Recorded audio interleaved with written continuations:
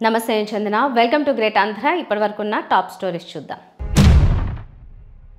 పవన్ ఆ గట్టునుంటావా ఈ గట్టునుంటావా? సజ్జల అటవీ భూములపై మీడియా విపరీత పోకడలు. విశాఖ కోటాలో ఎవరికి ఛాన్స్? బిఆర్ నాయుడు, జీవి రెడ్డి విలువల్ని ఎలా చూడాలి? డిప్యూటీ సీఎం పవన్ కళ్యాణ్ ఏ గట్టున ఉంటారో తేల్చుకోవాలి.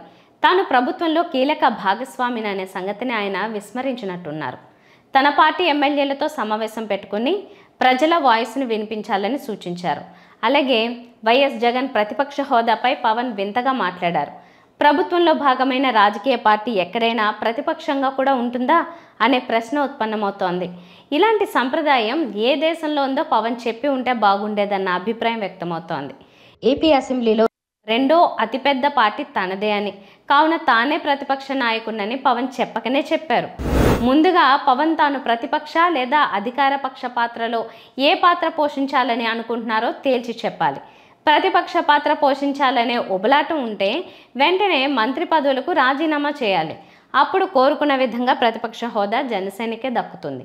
ప్రతిపక్ష పాత్ర పోషించడం అంటే మిర్చి రైతులకు గిట్టుబాటు ధర లేదని వాళ్ళ ఆకాంక్షలకు అనుగుణంగా ఆందోళన చేపట్టాలి. అలాగే డిఎస్సిని వెంటనే నిర్వహించాలనే నిరుద్యోగ ఉపాధ్యాయులకు సంఘీభావంగా ఉద్యమం బాట పట్టాలి. అలాగే సూపర్ 6 హామీలను అమలు చేయాలని ప్రజల తరపున డిమాండ్ చేయాలి. అధికారాన్ని అడ్డం పెట్టుకుని సాగిస్తున్న దోపిడీపై గళమెత్తాలి. ప్రతిపక్ష పాత్ర అంటే ప్రభుత్వ ప్రజా వ్యతిరేక విధానాలపై పోరాడాలి. కానీ పవన్ పోషిస్తున్న పాత్ర ఏంటి? కూటమి సర్కార్లో సీఎం చంద్రబాబు తర్వాత డిప్యూటీ సీఎంగా పవనే కీలకం.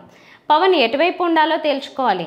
అధికార పక్షంగా ఆ గట్టునుంటారా లేక ప్రతిపక్షంగా ప్రజా గట్టున ఉంటారా? ఏదో ఒకటి తేల్చుకోవాలి. బేసిక్గా ఒకటి హైయెస్ట్ మెజారిటీ ఎవరికి ఉంది వాళ్ళు ప్రభుత్వం ఫామ్ చేస్తారు. వాళ్ళకంటే నెక్స్ట్ స్టేజ్ ఎవరికి ఉంటే వాళ్ళకి ప్రతిపక్ష హోదా ఇస్తారు. అంతేగాని గతంలో మేము ప్రభుత్వాన్ని పరిపాలించాం కాబట్టి మా ప్రతిపక్ష హోదా ఎవరికి ఇవ్వరు.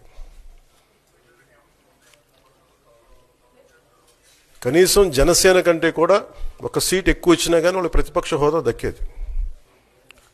ఈ రోజున ప్రభుత్వంలో సెకండ్ లార్జెస్ట్ పార్టీ జనసేన.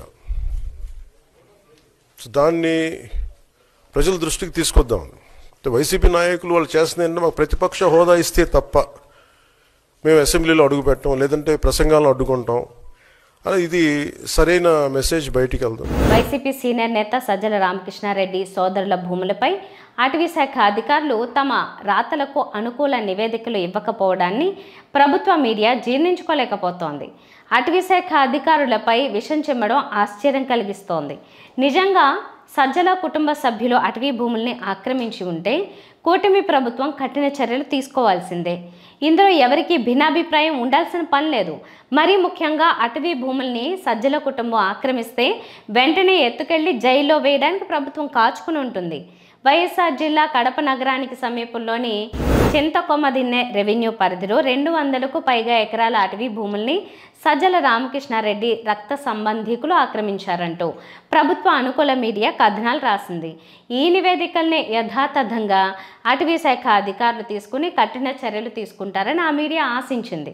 అయితే సదరు భూములు తమవి కాదని అటవీ శాఖ అధికారులు అంటున్నారని ఆ మీడియా తీవ్ర ఆగ్రహం, అసహనం వ్యక్తం చేయడం చర్చనీయాంశమైంది. ఎమ్మెల్యే కోటాలో ఏపీ నుంచి 5 ఎమ్మెల్సీలకు ఎన్నికల నగారా మోగింది. ఈ 5 సీట్లు టీడీపీకి చెందిన ఎమ్మెల్సీలు రాజీనామా చేయగా వచ్చినవి. ఇందులో టీడీపీకి ఎన్ని సీట్లు, మిగిలిన పార్టీలకు ఎన్ని సీట్లు అన్నది కూడా హాట్ టాపిక్గా ఉంది. టీడీపీ వరకు తీసుకుంటే ప్రాంతాల వారీగా సమతూకం పాటించాలని కోరుతున్నారు. విశాఖ నుంచి దువ్వాడ రామారావు ఎమ్మెల్సీ పదవీ కాలం ముగుస్తోంది. దాంతో ఆయన కోటాలో విశాఖ నుంచి మరొకరికి ఛాన్స్ ఇవ్వాలన్న డిమాండ్ టీడీపీలో వినిపిస్తోంది. ఈ ఎమ్మెల్సీ సీటు కోసం సీనియర్ల నుంచి జూనియర్ల దాకా ఆశావాహులు ఉన్నారని తెలుస్తోంది. మాజీ మంత్రి సీనియర్ నేత దాడి వీరభద్రరావుకు ఈ సీటు ఇవ్వాలన్న డిమాండ్ ఆయన వర్గంలో ఉంది. ఒకవేళ ఆయన కాకపోతే యువతరం అనుకుంటే ఆయన కుమారుడికైనా ఇచ్చి న్యాయం చేయాలని కోరుతున్నారు. పాడేరు మాజీ ఎమ్మెల్యే గిడ్డి ఈశ్వరి కూడా ఎమ్మెల్సీ రేసులో ఉన్నారని ప్రచారం సాగుతోంది. ఆమెకు ఈ పదవి ఇస్తే ఏజెన్సీలో టీడీపీ బలోపేతానికి అవకాశాలు మెరుగవుతాయని అంటున్నారు. TTD chairman B R Naidu, fibernet chairman అలాగే టీడీపీ ప్రాథమిక సభ్యత్వాలకు రాజీనామా చేసి వార్తల్లో వ్యక్తిగా నిలిచిన జీవిరెడ్డి విలువల్ని ఎలా చూడాలనే చర్చకు తెరలేచింది. ఇద్దరికీ ఐఏఎస్ అధికారులతోనే విభేదాలు. కాకపోతే బీఆర్ నాయుడు అబ్బే తనకెవరితోనూ గొడవలు లేవనే అంటుంటారు. ఇది వేరే విషయం. వాస్తవం ఏంటో అందరికీ తెలుసు. ఆత్మాభిమానం కంటే పదవులు, అధికారం ఎక్కువ కాదని అతను నిరూపించారు. అధికారం, పదవుల కోసం నానాగడ్డి తినే నేటి రాజకీయ వ్యవస్థలో జీవిరెడ్డి చర్యలు పిచ్చి చేష్టలుగా అనిపించవచ్చు. కానీ విలువల దృష్ట్యా అతను వ్యవహరించిన తీరు తప్పక ప్రశంసలు అందుకుంటుంది. బీఆర్ నాయుడి పిల్లల వయసు బహుశా జీవిరెడ్డి కంటే పెద్దవాళ్ళై ఉంటారు. కానీ విలువలు పాటించడంలో బీఆర్ నాయుడు, జీవిరెడ్డి పంథాను పరిశీలించి ఎవరికి వారు అంచనా వేసుకోవాల్సిందే. ఎందుకంటే ప్రజలు అందరికంటే జ్ఞానులు. ఇవి వాళ్ళ టాప్ స్టోరీస్. మరిన్ని అప్డేట్స్తో కలుద్దాం. నమస్తే.